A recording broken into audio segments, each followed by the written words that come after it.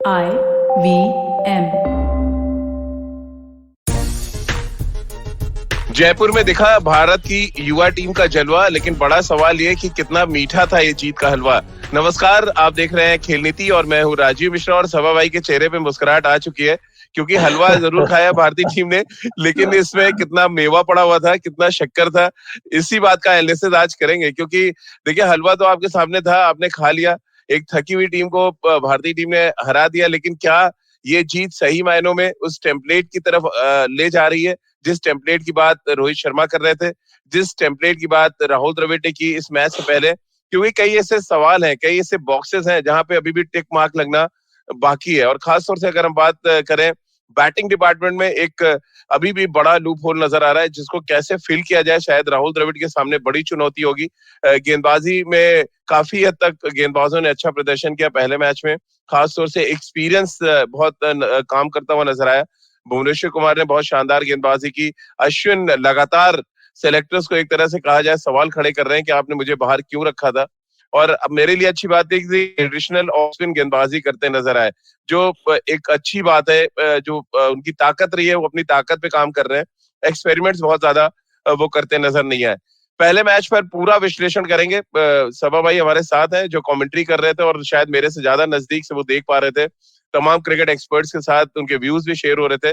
वो आप भी लकी हैं कि आप तक अब सभा भाई के व्यूज पहुंचेंगे। सभा भाई गुड मॉर्निंग। क्या उतनी गुड मॉर्निंग। मॉर्निंग होगी राहुल द्रविड़ और रोहित शर्मा के लिए? देखिए, कम से कम शुरुआत तो हो गई है। मैच जी। जीतना भी जरूरी होता है और इसके बारे में हम लोगों ने कई बार चर्चा भी की है कि ये बहुत ही थिन लाइन है अब जी। राहुल द्रविड़, रोहित शर्मा के लिए या फिर भारतीय टीम मैनेजमेंट के लिए। एक तो आपको जीत भी सुनिश्चित करनी है, उसके साथ साथ आपको प्रोग्रेस भी करना है। तो जहां तक मेरी सोच है, मुझे ये लगता है कि राहुल द्रविड़ यही संतुलन की तलाश में रहेंगे। अभी समय है उनके पास। मुझे लगता है कि 22 से 23 T20 मुकाबले होने बाकी हैं। पर अंत में उनको उनकी कोशिश यही करनी होगी कि हर श्रृंखला में, हर मैच में आपकी टीम प्रोग्रेस कर रही है कि नहीं।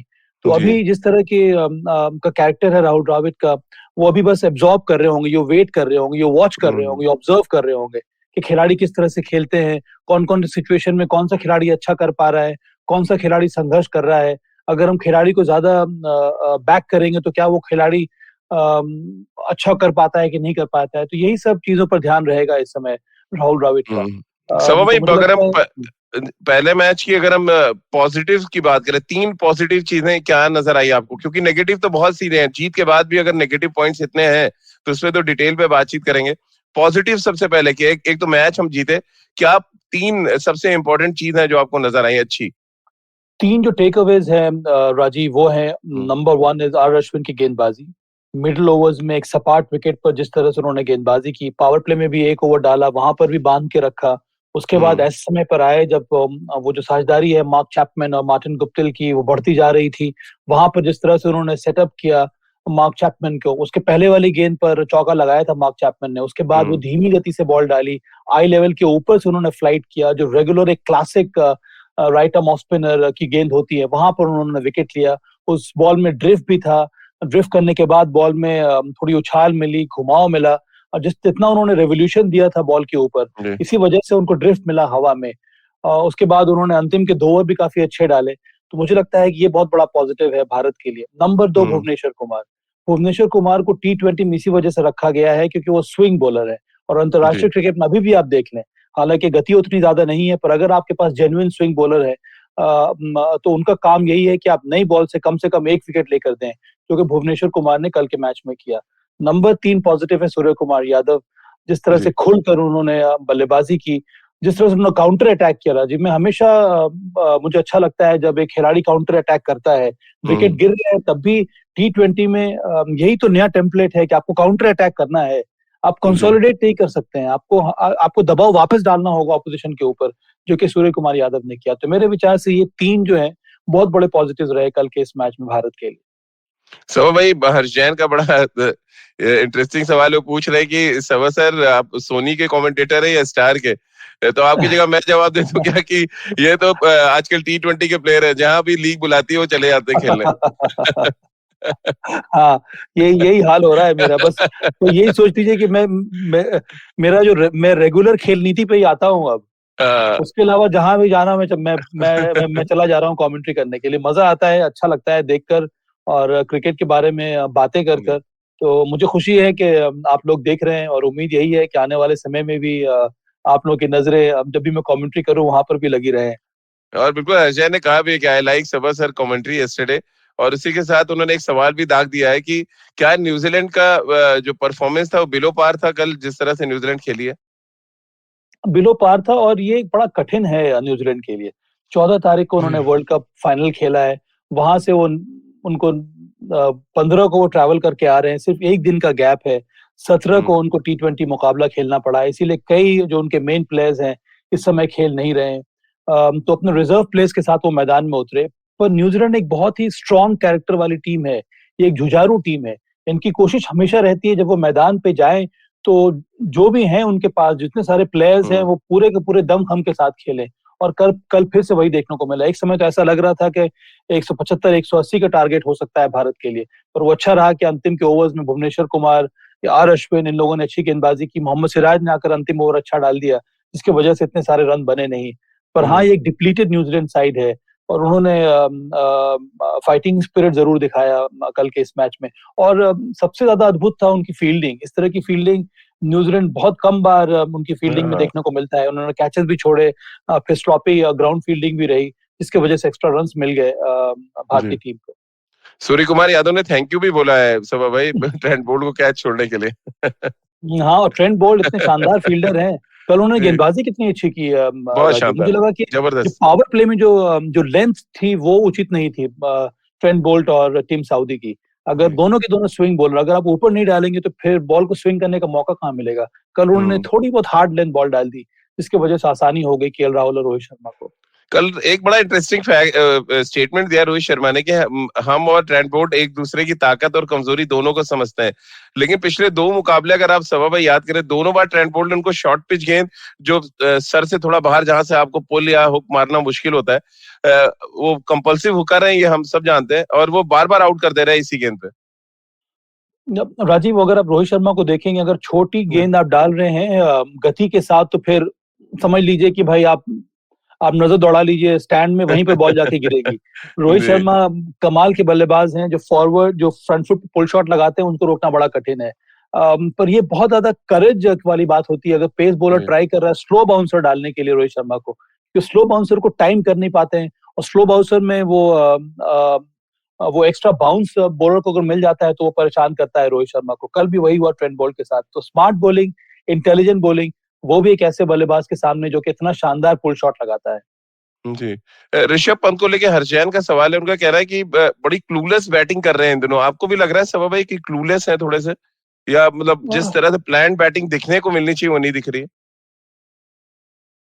कुछ हद तक मैं भी सहमत हूँ, पर मुझे लगता जी, है कि धीरे धीरे जैसे ही रोल्स जो हैं वो डिफाइंड हो जाएंगे, वो क्लैरिटी आ जाएगी हर एक खिलाड़ी के रोल में, तब मुझे लगता है कि वो खुलकर बैटिंग कर सकते हैं। क्योंकि नंबर 5 पर वो आते हैं बैटिंग करने के लिए, एक बहुत ही अहम पोजीशन है ये। नंबर 4 पर कल आए थे बैटिंग करने के लिए वो, क्योंकि राइट और लेफ्ट कॉम्बिनेशन की तलाश थी भारतीय टीम की। और नंबर 4 नंबर 5 बहुत ही इंपॉर्टेंट पोजिशन होती हैं।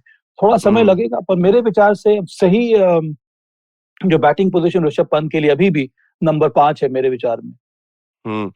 एक और सवाल श्रेयस अय्यर को लेके है सभा भाई, कि नंबर 3 पे वो बड़े डिफरेंट बैट्समैन नजर आते हैं, और जब वो कल आए थोड़ा नीचे बैटिंग करने, वो भी क्लूलेस नजर आ रहे थे। अब क्या ये धीरे धीरे सेटल डाउन हो जाएंगे, या इनको टीम मैनेजमेंट बता चुकी होगी कि आपका ये सर्टेन नंबर है? फ्लोटर होता है हर कोई T20 में, लेकिन एक सर्टेन नंबर पे बैटिंग करने की आदत डालनी पड़ेगी यंगस्टर्स को। हाँ, कम से कम टॉप ऑर्डर में सेटल बैटिंग ऑर्डर जी, रहता है तो आसानी होती है क्रिकेटर्स को या फिर बल्लेबाजों को सेटल होने में। अ, हम्म, मुझे तो अभी भी लगता है कि श्रेयस अय्यर की सही पोजीशन नंबर 3 है और स्काई एग्जैक्टली। नंबर 4 पर आ सकते हैं। उसका कारण यह है कि स्काई एक शानदार प्लेयर है मिडिल ओवर्स में स्पिनर्स के विरुद्ध भी। जिस तरह से वो इम्प्रोवाइज करते हैं, जिस तरह से वो लैप शॉट खेलते हैं, जिस तरह से वो रैम्प शॉट खेलते हैं, जिस तरह से वो कवर के ऊपर से इनसाइड आउट शॉट खेलते हैं, ये सब दर्शाता है कि वो एक शानदार प्लेयर है। और बड़े आसानी से किसी भी पोजीशन में वो एडजस्ट कर सकते हैं। और मुझे ये भी लगता है कि अगर आप आगे के बारे में सोच रहे हैं तो आपको मालूम है कि नेक्स्ट श्रृंखला जो होगी T20 की, वहां पर विराट कोहली वापस आ जाएंगे। जैसे ही विराट कोहली आएंगे वापस तो नंबर 3 पर खेलेंगे। स्काई एक बहुत ही महत्वपूर्ण खिलाड़ी है T20 के लिए, भारत के लिए। तो मुझे लगता है उनकी जगह कुछ हद तक पक्की है नंबर 4 पर। तो आपको आगे का जो प्लान बनाना होगा कुछ वही बनाना होगा कि अगर जो मेरा मेन खिलाड़ी बाहर हो गया है इस समय इंजरी की वजह से, वो ब्रेक ले रहा है, तो उसकी जगह पर हम एक दूसरे खिलाड़ी को खिला सकते हैं नंबर 3 पर। आप श्रेयस अय्यर को खिलाइए, उनको ट्राई कीजिए। अगर श्रेयस अय्यर अच्छा नहीं करते तो फिर आप ऋतुराज गायकवाड़ को ला सकते हैं। पर जो सेटल पोजीशन है वो आपको फिक्स कर लेनी होगी अब। जैसे कि रोहित शर्मा और KL राहुल अब ओपन कर रहे हैं, तो मेरे विचार में नंबर 4 एक सही पोजीशन है सूर्य कुमार यादव के लिए। नंबर 5 है ऋषभ पंत के लिए। तो नंबर 3 की जो इंपॉर्टेंट पोजीशन है वहां पर आप इस समय श्रेयस अय्यर को आपको ट्राई करना चाहिए। तो चलिए एक छोटा सा ब्रेक ले लेते हैं, क्योंकि बड़ा इंटरेस्टिंग यहाँ पे चर्चा चल रही है भारतीय टीम के प्रदर्शन को लेके। बहुत ही यंग साइड, एक नई सोच के साथ ये भारतीय टीम मैदान पर उतरी। पहला मैच है, बहुत ज्यादा क्रिटिकल हम नहीं होंगे, लेकिन एनालिसिस करना भी जरूरी है कि जो टेम्पलेट की बात रोहित शर्मा और राहुल द्रविड़ कर रहे थे उसकी एक झलक हमें देखने को भी मिली है, या अभी और थोड़ा इंतजार करना पड़ेगा? इस पर आगे बातचीत करेंगे, एक ब्रेक ले लेते हैं। सफर, रास्ते, मंजिल और मुकाम, अक्सर ये हमसे कुछ कहना चाहते हैं, पर हम हैं कि अपनी रोजमर्रा की जिंदगी में इन्हें सुनने से कतराते हैं। नमस्ते दोस्तों, मेरा नाम है केशव चतुर्वेदी और मैं आपको ले चलूंगा कुछ ऐसे सफर पर जहां आपको एक नया नजरिया मिलेगा सफर और मंजिलों को देखने का। आइए इन किस्से कहानियों में डूब जाएं, हर मंगलवार और शुक्रवार। ब्रेक के बाद एक बार फिर आपका स्वागत है सबा करीम के साथ। आप देख रहे हैं खेल नीति। और सबा भाई, हमारे जो व्यूवर्स हैं उनका बड़ा क्रिकेट को लेके बड़ी अच्छी पकड़ है, और खासतौर से कसार साहब ने बड़ा अच्छा सवाल पूछा जो मेरे भी जहन में था। उनका ये पूछना है कि जब सूर्य कुमार यादव सेट थे और मैच को फिनिश कर सकते थे, बाकी के बल्लेबाजों के लिए मैच को छोड़ना, क्या आपको नहीं लग रहा राहुल द्रविड़ को एक क्लास लगानी चाहिए? भले ही मैन ऑफ द मैच है, बट जो शॉट सिलेक्शन था उनका, जिस तरह से वो बोल्ड हुए, वो शॉट खेलने की जरूरत नहीं थी उस समय। हाँ, ये हम लोग जरूर कह सकते हैं कि यही तो सीखते हैं मैदान पे कि अब अगर आपने अच्छी बल्लेबाजी की है, स्ट्रॉन्ग पोजीशन में लाकर अपनी टीम को खड़ा कर दिया है, तो आप बड़े बल्लेबाज तभी बनेंगे जब आप मैच को फिनिश करें। और स्काई का रोल अब नहीं केवल मिडिल ओवर्स में आकर एक्सेलरेट करना है, पर वो मैच भी फिनिश करना उनको रोल है। कई बार ये रोल जो है आप भूल जाते हैं। हमको लगता है कि नीचे वाले बल्लेबाज हैं वो फिनिश कर देंगे, पर चाहे वो टेस्ट क्रिकेट हो, चाहे वो वनडे क्रिकेट हो, चाहे वो T20 क्यों ना हो, अगर आपका फॉर्म अच्छा है, अगर आप रन बना रहे हैं तो मैच को फिनिश कर दिए। वो भी ऐसे मैच में जहां पर आस्किंग रन रेट कुछ था नहीं, रन बॉल था, वहां पर उस तरह के शॉट खेलने की जरूरत ही नहीं। आपको जो पावर प्ले जो करना था, जो पावर हिटिंग करनी थी, जो बड़े बड़े शॉट्स लगाने थे, वो आपने कर लिए। उसके बाद जब इक्वेशन इतना सरल हो गया है तो आपको आसानी से मैच को फिनिश कर देना चाहिए था। पर धीरे धीरे मुझे लगता है कि, और ऐसे भी कई बार जिस तरह का अनुभव है स्काई को, उन्होंने इस तरह के मैचेस जिताए हैं भारत के लिए, या फिर मुंबई के लिए भी, या फिर मुंबई इंडियंस के लिए। और मुझे लगता है कि आने वाले समय में ये एक एरिया है जहां पर वो जरूर मेहनत करना चाहेंगे और मैच को फिनिश करके ही आएंगे। अर्पण का एक सवाल इसी से कनेक्टेड है। अर्पण ये कह रहे हैं कि इंडिया को और इम्प्रूव करना पड़ेगा, और खास तौर से जो हमने 17, 18, 19 ओवर यानी 3 ओवर देखे जिसमें सिर्फ 7 रन आए 18वें और 19 ओवर में। सभा में ये वरिंग फैक्टर है T20 के लिहाज से, क्योंकि आप बहुत स्ट्रॉन्ग फिनिश चाहते हैं और आपके पास अगर बैटिंग और है वेरी स्ट्रॉन्ग, तो आपको ये मैच शायद 17 ओवर में खत्म कर देना चाहिए था। आप सहमत है अर्पण जो कह रहे हैं कि जो लास्ट के 3 ओवर बैटिंग की हमने, 4 ओवर एटलीस्ट, 17, 18, 19 और 20वें ओवर में जाके चौका लगा? हाँ, थोड़ा पैनिक कर गए हम लोग, इसकी जरूरत थी नहीं। बड़ा ही आसान सा रन चेस था, जिस स्थिति में भारत आ गया था वहां पर आपको बड़े ही आसानी से मैच को खत्म कर देना चाहिए था। इस तरह के परफॉर्मेंस की जरूरत ही नहीं। और ये तभी पॉसिबल होगा जब आप बिना किसी नर्व्स के साथ मैदान में उतरेंगे बैटिंग करने के लिए। और वो धीरे धीरे आएगा, मुझे पूरा विश्वास है कि इस टीम में वो आएगा। जितना जो रन चेस था, मुझे लग रहा था कि 18 या 19 ओवर में खत्म कर देना चाहिए था। मैं भी अर्पण की बात से सहमत हूँ। पर कई बार अंदर में दिमाग में क्या चलता रहता है बैटर के, ये कहना बड़ा मुश्किल हो जाता है। पर एक मुझे लगा कि बड़ा ही अंत में आसान सा रन चेस होना चाहिए था, जिसको भारत ने बहुत कठिन कर दिया। तो यही सब एरियाज है जहां पर वर्क करना होगा, ना ही केवल राहुल द्रविड़ को, पर हर एक खिलाड़ी को, ताकि इस तरह के मैच आप अंत में इतने कठिनाई के साथ जीतना जो है उचित नहीं है। तो भाई रोहित शर्मा की बैटिंग अप्रोच को लेकर आप कितने संतुष्ट हैं? जिस तरह से स्टार्ट दिया, 5 ओवर में 50 रन बन गए थे, और वहां से एक प्लेटफॉर्म सेट कर दिया था उन्होंने मिडिल ऑर्डर के लिए।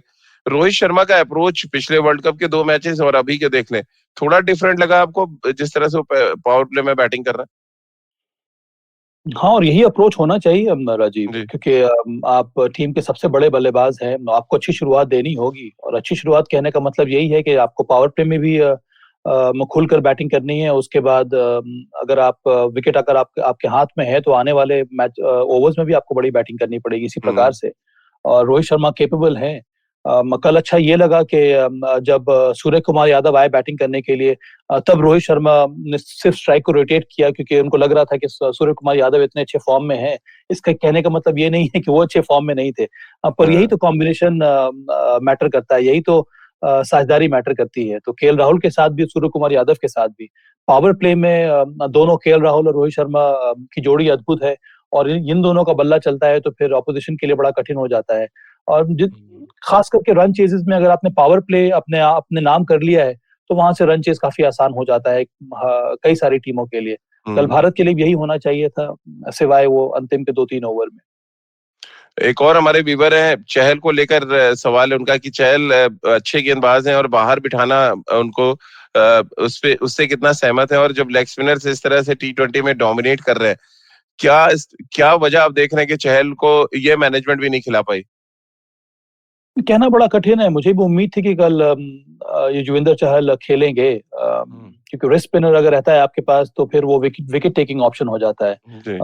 जैसे हम लोगों ने विश्व कप में देखा है, या फिर जो युजवेंद्र चहल ने जब भी गेंदबाजी की है इसके पहले भारत के लिए, वहां पर भी उन्होंने एक विकेट टेकिंग विकल्प के रूप में इस्तेमाल किया जाता है। और मॉडर्न डे क्रिकेट में लेग स्पिनर की वेरिएशंस को पिक करना कई सारे बैटर्स को हम लोगों ने देखा है कि बड़ा कठिन हो जाता है। तो उस लिहाज से भी अगर देखा जाए तो चहल को खेलना चाहिए था। पर मुझे लगता है कि अक्षर पटेल को इस वजह से खिलाया गया क्योंकि भारत की अब ये सोच है कि जो बल्लेबाजी है उसमें और गहराई होनी चाहिए। तभी जो फेयरलेस अप्रोच की भारत बात कर रहा है, जो टेम्पलेट की भारत बात कर रहा है, उस पर वो आगे चल सकता है। अगर आपकी बल्लेबाजी में ज्यादा गहराई होगी तभी आपके जो टॉप ऑर्डर हैं, जो मिडिल ऑर्डर के बैटर्स हैं, वो खुलकर बैटिंग करेंगे बिना बिना किसी हिचकिचाहट के। और अगर जी। मॉडर्न डे टाइम्स में अगर आप देखेंगे तो ऑस्ट्रेलिया की बल्लेबाजी में गहराई थी, जिसने अच्छा किया। इंग्लैंड की टीम में गहराई है बल्लेबाजी में, तभी आप उस फेयरलेस अप्रोच के साथ मैदान में उतर सकते हैं। तो ये एक हम्म। विकल्प के साथ भारत कल मैदान में उतरा होगा। पर आने वाले समय में वो वहां पे पर भी फ्लेक्सिबिलिटी नजर आ सकती है। मुझे विश्वास है कि चहल को भी आने वाले मैचेस में मौका मिलेगा। कसार साहब का एक सवाल है मोहम्मद सिराज को लेकर, सबा भाई, क्योंकि वो इंजर्ड हो गए थे बॉलिंग करते वक्त जब लास्ट ओवर डाल रहे थे। आइडियल ऑप्शन कह रहे हैं कौन हो सकता है उनकी जगह पे? आवेश खान आ सकते हैं, हर्षल, या युवी चहल को आप देख रहे हैं? मुझे लगता है अभी तो मौका मिला है, अभी तो इन लोगों को खेलते रहना होगा। अब इतना जल्दी अगर नहीं, हम अगर लोग इंजर्ड है सबा भाई, इस पर सवाल है अगर उनका। इंजरी हो जाती तो मुझे लगता है जी। आवेश खान को मौका मिलना चाहिए, क्योंकि आवेश जी। खान के पास गति है, वो लंबे कद के पेस बॉलर हैं, उनके पास शानदार मिश्रण है। और T20 में एक इफेक्टिव पेस बॉलर की जरूरत है जिसकी स्पीड 140 से 145 के करीब है, क्योंकि तब अगर वो मिश्रण लेकर आता है अपने बॉलिंग में तो उसको फायदा मिलता है। कल उन्होंने देखा लॉकी फर्ग्यूसन को, जिस तरह से उन्होंने शानदार गेंदबाजी की मिडिल ओवर्स में आकर, उनके पास भी गति है। पहला ओवर तो मुझे लगा जो उन्होंने केएल राहुल और रोहित शर्मा को किया कि स्पीड से ही दोनों ही बैटर को धकेल के हम्म। रखा था बैकफुट पर। तो ये इसका फायदा होता है। तो अवेश खान के पास भी उतनी स्पीड तो नहीं है, पर कम से कम वो 145 क्लॉक कर सकते हैं। उसके बाद उनके पास स्लो बाउंसर है, कटर्स अच्छा डालते हैं, तो ये एक बड़ा शानदार विकल्प रहेगा भारतीय टीम के लिए। जी। सभा भाई, कल मेरे लिए जो सबसे प्लीजिंग था वो था आर अश्विन का स्पेल। लगातार बहुत इंप्रेसिव गेंदबाजी कर रहे हैं और नॉर्मल ऑफ स्पिन कर रहे हैं। मैंने एक भी बॉल उनको उल्टा फेंकते नहीं देखा, लेग स्पिन करते नहीं देखा है, वो स्लाइडर फेंकते नहीं देखा, नॉर्मल ऑफ स्पिन कर रहे हैं। और शायद ये एक बहुत अच्छा साइन है, क्योंकि इतने एक्सपीरियंस गेंदबाज हैं जो 4 ओवर आप कंट्रोल के साथ डाल सकते हैं, बड़ा फर्क डाल रहे हैं वो। आपको लग रहा है मिडिल ओवर्स में पिछले 4-5 मैचेस, हालांकि 2 मैच बहुत हल्के थे, स्कॉटलैंड, नामीबिया और अफगानिस्तान के खिलाफ, बट आपको टप्पे पे बॉल डालना भी बहुत इंपॉर्टेंट है, और किस वेरिएशन के साथ आप डाल रहे हैं वो आपको लग रहा है। बहुत सबसे इंप्रेसिव खिलाड़ी कोई रहा है पिछले 4-5 T20 में तो अश्विन है। ये अश्विन नंबर 2 है राजीव, जी। जी उन्होंने अपने आप को री इन्वेंट किया है।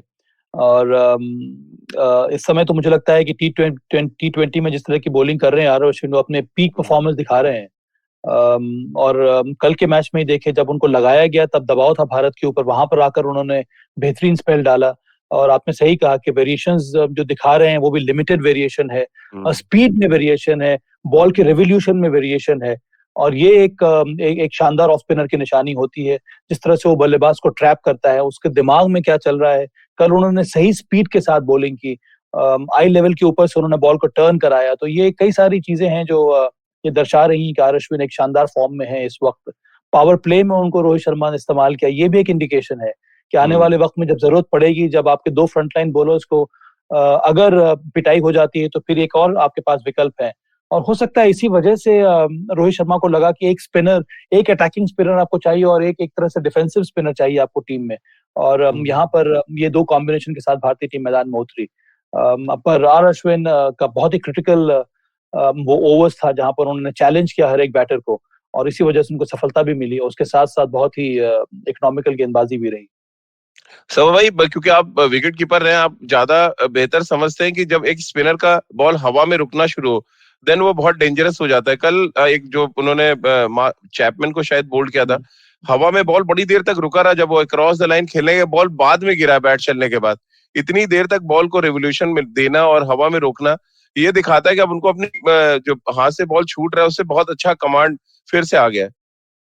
हाँ राजीव, सही बात कही आपने कि आप बॉल में स्पिन तभी जनरेट करेंगे जब आपकी रिलीज सही है और आप सही डिलीवरी पॉइंट से बॉल को रिलीज कर रहे हैं। और जब तक कि आप बॉल में वो लूप नहीं लाएंगे, वो लूप कब आता है, जब आप ज्यादा टर्न करने की कोशिश करें, जब आप ज्यादा रेवोल्यूशन लाने के प्रयास करते हैं बॉल के ऊपर, तभी वो जो सीम पोजीशन है वहां पर ज्यादा रेवोल्यूशन आता है और बॉल ऐसा लगता है मानो कि हवा में टंग सी गई है। मुझे याद है पहले बिशन सिंह बेदी यही कहते थे कि ऐसे स्पिन बॉलिंग करो कि ऐसा लगे कि हवा में बॉल टंगी हुई है। तब बैट्समैन को सोचने पर मजबूर करती है इस तरह की गेंदें, हम आगे जाएं, पीछे जाएं, ड्राइव करें, क्या करें, क्योंकि उसमें आपको ड्रिफ्ट मिलता है। और ऑफ स्पिनर की जो क्लासिक बॉल होती है वो क्या होती है, अगर मैं राइट हैंडर को बॉलिंग कर रहा हूं तो कोशिश यही होती है कि मैं बॉल को ड्रिफ्ट कर रहा हूँ, बॉल बाहर आए, बैट्समैन को लगे ऑस्ट्रम के बाहर से जा रही है और फिर अंदर कर्व करके बॉल आए। तो यही ड्रिफ्ट अगर एक ऑफ स्पिनर को मिलता है तभी वो परेशान करता है राइट हैंड या फिर लेफ्ट हैंड बैटर को, जो कि कल आर अश्विन ने किया। बिल्कुल। और सभा भाई, अंशु जो आप बात कह रहे हैं उसमें याद आती है, अंशुमन सर से बात होती थी अक्सर, और वो एरापल्ली प्रसन्ना के इतने जबरदस्त फैन थे कि एक तो बताते थे कवर्स लगा के फील्डर होता ही नहीं था जब वो बॉल डालते थे, और दूसरा एंटिसिपेट इतना अच्छा करते थे कि अगर मिड विकेट की तरफ कैच जाना तो ऑटोमेटिक जाके कई कैचेस उन्होंने मिड ऑन और मिड विकेट के बीच में पकड़े हैं खुद से। तो ये कुछ उसी तरह का गेंद कल नजर आई, वो कि हवा में रोकना, और उनको रियलाइज हो गया था कि हवा में बॉल अगर आप रोकेंगे तो स्पिन मिलेगा आपको अच्छा। और ये एक बड़ा एग्जाम्पल था यंगस्टर्स के लिए कि आपको हवा में कितना बॉल को रेवोल्यूशन देना चाहिए। उतना आसान नहीं होता है राजीव, इसके लिए बहुत ज्यादा अनुभव, बहुत ज्यादा करेज की जरूरत होती है, क्योंकि जो मॉडर्न T20 क्रिकेट में जनरली आप देखते हैं कि डिफेंसिव बॉलिंग देखने को मिलती है स्पिनर्स, क्योंकि उनको लगता है कि बैटर जो है वो आपके पीछे आ रहा है, बैटर हमेशा अटैक कर रहा है, तो वहां पर अगर आप डिफेंसिव बॉलिंग करेंगे तो आपको मौका मिल जाता है विकेट लेने का। पर आर अश्विन ने बहुत जल्दी ये समझ लिया कि जिस तरह का सतह था कल का जयपुर में, वहां पर अगर आप तेजी से बॉल डालेंगे तो पिटाई ज्यादा होगी। सिर्फ इसीलिए उन्होंने वो टर्न कराया बॉल में, वो स्पिन लाया अपने गेंदबाजी में, जिसकी वजह से उनको सफलता मिली। ये उतना आसान नहीं है, उसके लिए आपको बहुत ज्यादा करेज की जरूरत होती है और बहुत ज्यादा प्रैक्टिस की जरूरत होती है, तभी आप वो अचीव कर पाते हैं। क्योंकि हमेशा दिमाग में लगा रहता है कि अगर मैंने फ्लाइट की अगर बल्ला चल गया, कनेक्ट हो गया, तो फिर वो स्टैंड में ही बॉल नजर आएगी। जी, चलिए, तो स्टैंड पे कल भारतीय टीम ने न्यूजीलैंड को रखा, इस पे आगे बातचीत करेंगे। एक और छोटा सा ब्रेक ले लेते हैं, ब्रेक के बाद तुरंत हाजिर होते हैं। Have you ever wondered where the business world is headed? How the ways in which we create, market and sell to consumers will evolve? Or if we'll ever go back to wearing pants while working? For answers to all of this and more, tune into Advertising is Dead with me, Varun Dugirala. Every Tuesday, as I talk to entrepreneurs, leaders and change makers from across business, media, marketing and beyond. You can catch all episodes of Advertising is Dead on the IBM Podcast website, app or wherever you get your podcast from. Break के बाद एक बार फिर आपका स्वागत है। सभा भाई, बड़ा सीधा सा सवाल आ गया है बंगाल टीम को लेके। क्वार्टर फाइनल खेल रही है वो सैयद मुश्ताक अली टूर्नामेंट में, क्या कुछ होप्स आपको लग रही है बंगाल की टीम से? ही पूछ रहे हैं कसाट साहब। बहुत ही रोचक मुकाबला होने वाला है। अभी भी एक मैच हो रहा है केरला वर्सेस तमिलनाडु। केरला को अच्छी शुरुआत मिली है। वहां पर जी राजस्थान और विदर्भ का एक प्री क्वार्टर फाइनल मैच हो रहा है, जहां पर राजस्थान को एक तरह से विदर्भ ने बहुत ही परेशान किया। 6 विकेट उनके 40 रन पर ही गिर गए थे। और विदर्भ प्लेट ग्रुप से क्वालिफाई करके आया है। यहाँ पर पहला मैच उन्होंने जीता था प्री क्वार्टर्स का। अभी क्वार्टर फाइनल मुकाबला हो रहा है। बंगाल का मुकाबला फिर से कर्नाटका के साथ है। और जो लीग स्टेज में इन दोनों का की जो भिड़ंत हुई थी, वहां पर बंगाल ने हराया था कर्नाटका को, और इसी वजह से वो नंबर 1 होकर अपने ग्रुप से यहाँ पर क्वालिफाई करके आए हैं। यहाँ पे कंडीशंस अलग हो गए। विकेट काफी अच्छा है। गुवाहाटी में जो लीग स्टेज हो रहे थे, वहां पर विकेट बहुत ज्यादा टफ था, स्लो विकेट था, जहां पर आसानी हुई बंगाल, क्योंकि उनके पास उस प्रकार के बॉलर्स हैं। बंगाल की स्ट्रेंथ मुझे लगता है उनकी गेंदबाजी है।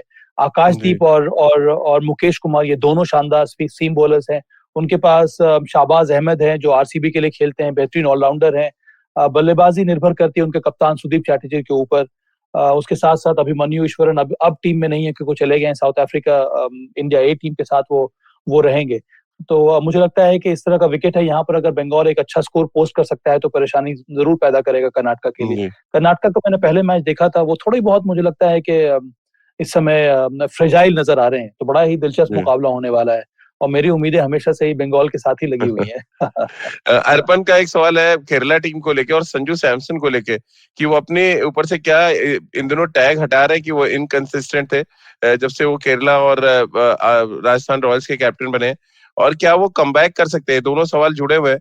और क्योंकि सभा भाई, इसमें तीसरा सवाल ऐड कर दूंगी, अगर राहुल द्रविड़ की आप फेवरेट बल्लेबाजों की लिस्ट देखेंगे तो टॉप 3 बल्लेबाजों में संजू सैमसन आते हैं। निश्चित रूप से कमबैक कर सकते हैं, और मुझे लगता है कमबैक करना चाहिए। वो खिलाड़ी इतना तो टैलेंटेड है कि उसको हम लोग बाहर रख नहीं सकते हैं। आज नहीं तो कल उसको वापस आना होगा। और बहुत ही अच्छा लगा, मेरी बातचीत हो रही थी संजू सैमसन से जब वो दिल्ली में मैच खेल रहे थे। तो उनको भी मैंने वही कहा कि संजू सैमसन को ये डिसाइड करना है कि उनको वापस आना है एक बैट्समैन विकेट कीपर के रूप में या फिर एक बैटर के रूप में। और मेरा ये मानना है कि अगर उनकी टीम में एंट्री होगी तो केवल एक स्पेशलिस्ट बैटर के रूप में। और अगर इसी मानसिकता के साथ वो बैटिंग करेंगे तो मुझे लगता है कि उनके चांसेस ज्यादा बनेंगे भारतीय टीम में कमबैक करने के लिए। ये जो सीजन रहा है, ना ही केवल आरआर के लिए पर केरला के लिए भी शानदार बल्लेबाजी हुई है। जिम्मेदारी के साथ उन्होंने बैटिंग की है और बहुत ज्यादा निरंतरता नजर आई है उनके बल्लेबाजी में, जो ये बहुत बड़ी बात है संजू सैमसन के लिए। और मुझे पूरा विश्वास है कि जो चयनकर्ता है राहुल द्रविड़ हैं, ये जरूर इनके प्रदर्शन को देख रहे होंगे। मैंने तो यहाँ तक उनसे बात की और ये कहा कि बहुत जरूरी है कि आप कम्युनिकेट करते रहे राहुल द्रविड़ से। आप पूछें कि टीम मैनेजमेंट या फिर चयनकर्ता उनसे क्या चाहता है वापसी करने के लिए, और उस हिसाब से आप तैयारी करें, उस हिसाब से आप प्रदर्शन करें। तब चयनकर्ताओं के पास कुछ रहेगा नहीं बोलने के लिए, या फिर उनके पास कोई विकल्प बचेगा नहीं उनको वापस टीम में लाने का।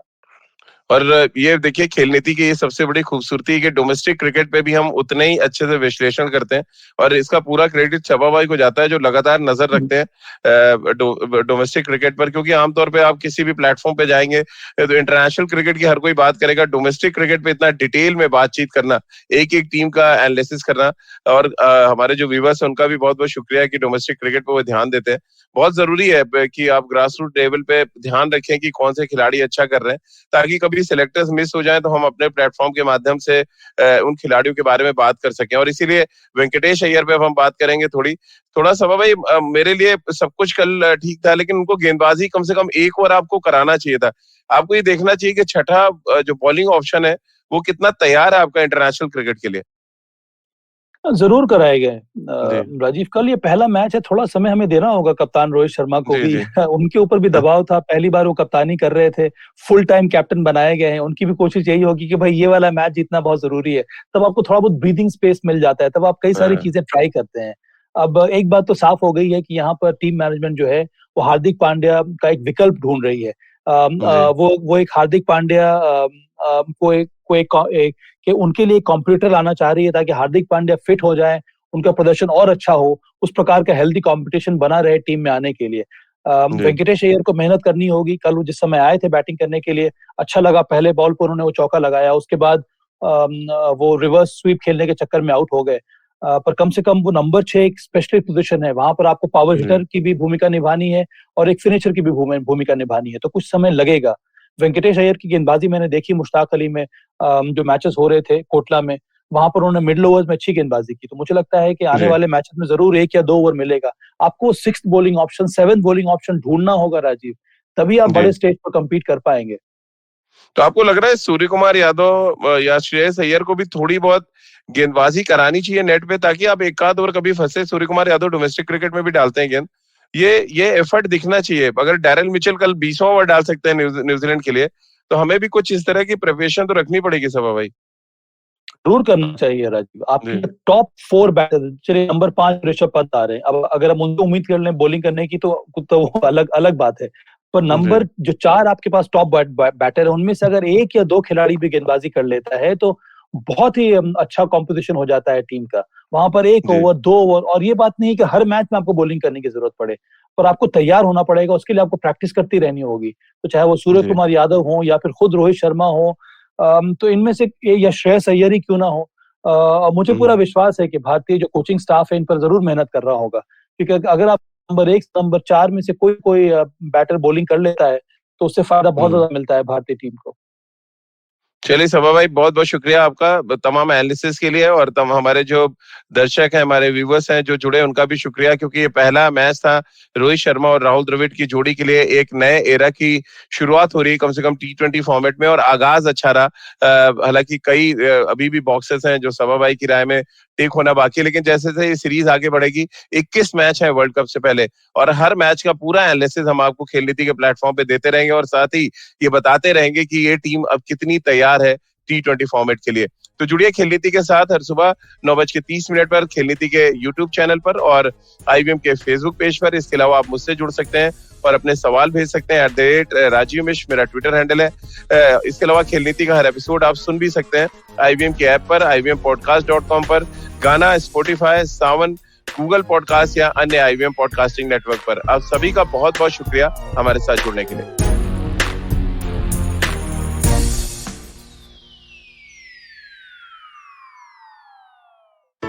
Hey, it's been another great week on the IVM Podcast Network. On Agla Station Adulthood, Ritasha and Ayushi are in conversation with journalist Pallavi Iyer. They talk about her having lived in so many different cities, adulting through it all, and what motherhood means to her and how young folk can lead better lives and support the nation's progress. On Smarter with Sid, Siddharth asks if energy management is just a better way of time management. Tune in to find out if this is practical and possible.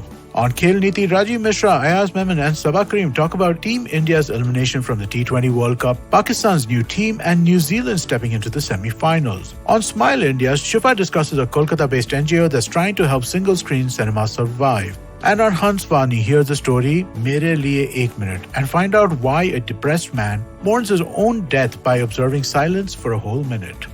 Do follow us on social media. We're IVM Podcast on Twitter, Facebook, Instagram, and LinkedIn. And do follow us on YouTube. We have a number of different channels. You can find them on ivmpodcast.com/YouTube, where you'll be able to take a look at all of the channels we have. And finally, we'd like to thank our sponsors this week: Cred, Bank of Baroda, Quarter, CoinSwitch, Kuber, Slay Coffee, Intel, and Oxfam India. Thank you so much. You make this possible. Do you wonder why China does the things that it does? Or want to know how we could improve online privacy? Or perhaps you're thinking about how we can kickstart India's economy.